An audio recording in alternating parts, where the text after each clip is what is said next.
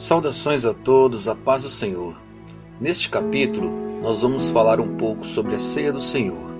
E o nosso texto base se encontra em 1 Coríntios, capítulo 11, versos 23 ao 25.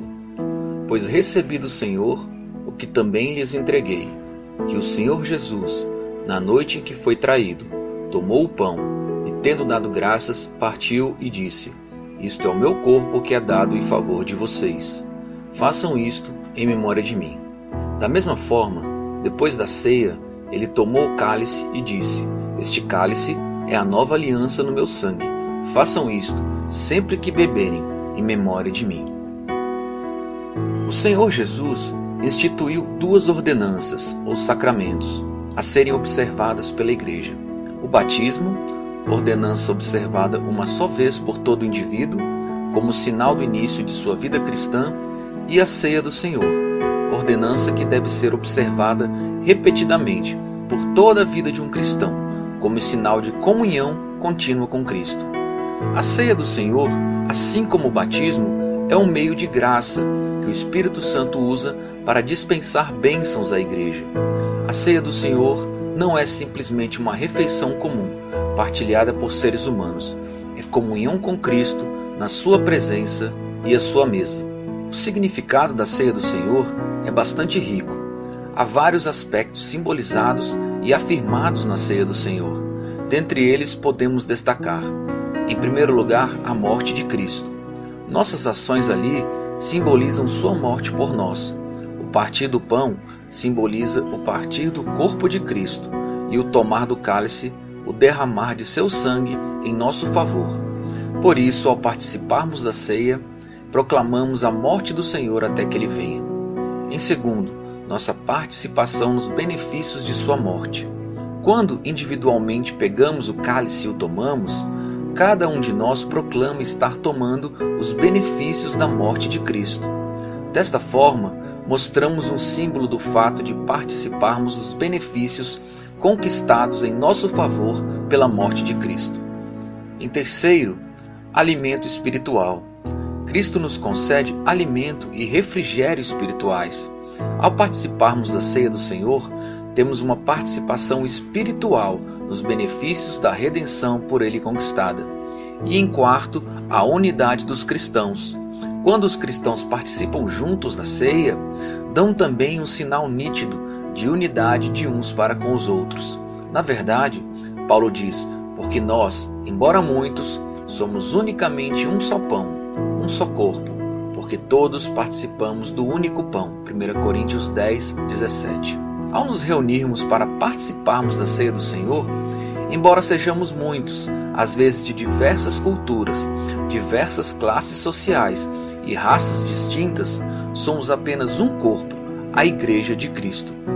Em resumo, quando participo, entro na presença de Cristo, lembro-me de que Ele morreu por mim, participo dos benefícios da sua morte, recebo alimento espiritual e estou unido a todos os outros cristãos que participam da ceia. Como Cristo está presente na ceia do Senhor? Ao contrário da posição católica romana da transubstanciação, a maioria das igrejas protestantes, exceto a luterana, reconhece sua participação simbólica e espiritual.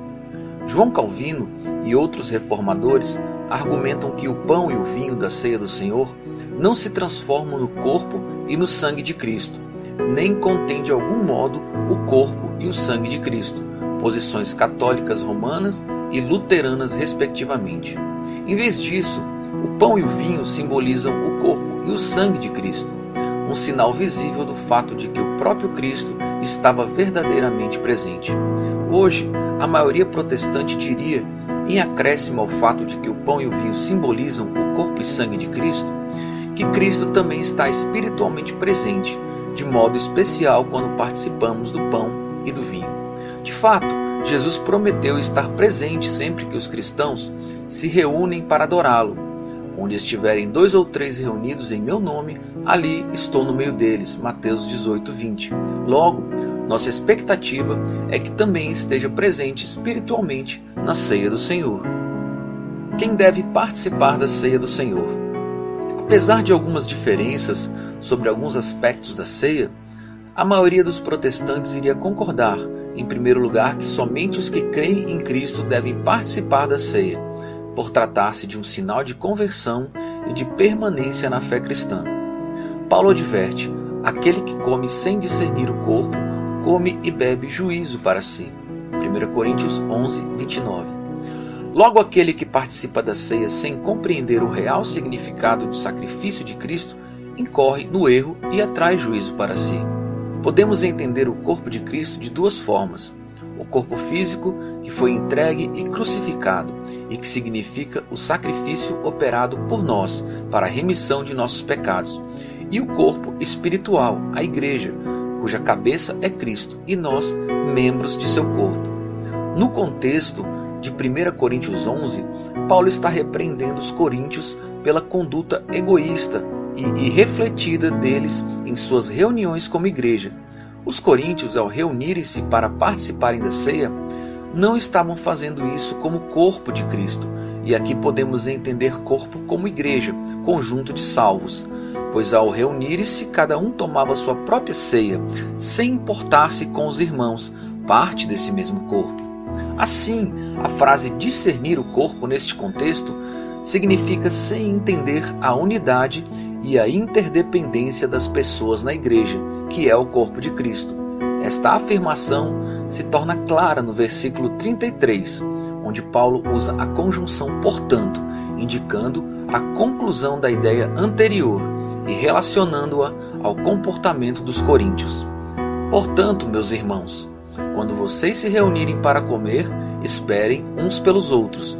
Se alguém estiver com fome, coma em casa, para que quando vocês se reunirem, isso não resulte em condenação. 1 Coríntios 11, 33 e 34. Também no verso 27, o apóstolo faz uma exortação aos coríntios. Portanto, todo aquele que comer o pão ou beber o cálice do Senhor indignamente será culpado de pecar contra o corpo e o sangue do Senhor. O que significa então comer e beber indignamente? Podemos, a princípio, pensar que tal palavra aplica-se estritamente à nossa conduta, quando de fato comemos o pão e bebemos o vinho, e somente a essa conduta diz respeito. Mas quando Paulo explica que essa conduta indigna envolve não discernir o corpo, ele indica que devemos dar atenção a todos os nossos relacionamentos no corpo de Cristo. Dentro do contexto tratado em Corinto, não parece haver a falta de discernimento do sacrifício de Cristo, representado na ceia, e sim que os coríntios não estavam compreendendo o significado da igreja como corpo de Cristo. João Calvino, em sua célebre obra Institutas da Religião Cristã, escreve sobre a exortação de Paulo para examinar-se a si mesmo. Por isso, Paulo ordena que o homem examine-se a si mesmo antes de comer e beber. Com isso, tal como interpreto, ele tinha em mente que cada um penetre em si mesmo e pondere consigo mesmo se reconhece com certeza de coração que Cristo é o seu Salvador, se o reconhece pela confissão de boca, se, segundo o exemplo de Cristo, ele está preparado para se doar aos seus irmãos e para comungar com aqueles nos quais ele vê Cristo em comum. Caso se considere membro de Cristo, então, por sua vez, que tenha todos os seus irmãos como membros do seu corpo. Caso deseje nutrir, proteger e ajudar seus irmãos, como seus próprios membros. No entanto, isso não significa que tais deveres de fé e amor já estejam perfeitos em nós agora, mas tão somente que devemos empenhar-nos e aspirar de todo o nosso coração a esse alvo, a fim de que dia após dia nossa fé aumente, como começou, e nosso frágil amor se fortaleça. Até aqui, palavras de Calvino. Calvino ainda vai dizer que não se trata de buscarmos nossa dignidade em participarmos, pois se assim fosse, estaríamos todos perdidos e somente nos restaria ruína e confusão. Pois ainda que tentemos com todas as forças, não conseguiremos nada, exceto nos convencermos de que somos totalmente indignos e que continuaremos a sê-lo, a despeito de nosso esforço para a obtenção de dignidade. Portanto, a doutrina de uma autoexpiação através da contrição e confissão, não seria apoiada pelas Escrituras e totalmente ineficaz para a consciência ferida pelo pecado, pois ninguém poderia afiançar a si mesmo diante do Senhor. Essa doutrina priva e despoja totalmente os pobres pecadores da consolação desse sacramento, através do qual nos é posto diante de nós todos os deleites do Evangelho. Se pensarmos e considerarmos bem essas coisas, tais pensamentos jamais nos perturbarão, ou seja, como poderemos comer dignamente o corpo do Senhor, sendo nós necessitados e destituídos de todo bem, infeccionados pelo pecado, já quase mortos? Ao contrário, como pobres, nos acheguemos a um rico doador, sendo doentes, a um médico, sendo pecadores, a um Salvador, e que a dignidade recomendada por Deus consiste acima de tudo na fé, que em Deus repousam todas as coisas, em nós, porém, absolutamente nada. Finalizo aqui com mais palavras de Calvino. Lembremo-nos bem de que essa santa festa é medicina para os doentes, refrigério para os pecadores e esmola para os pobres. Pois esse é um sacramento ordenado não para os perfeitos, mas para os fracos e débeis, a fim de despertar, incitar, estimular e exercitar a carência de fé e amor.